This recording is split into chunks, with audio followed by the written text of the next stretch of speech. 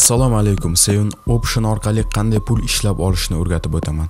Opsiyadagi silka orqali registratsiyadan o'tsangiz, sizga 5 million demon shot beriladi va bu demon shot bilan qanday pul tikib yutishni o'rganib olishingiz mumkin. Seven Option saytida siz har xil valyutalardan foydalanib depozit kiritishingiz mumkin.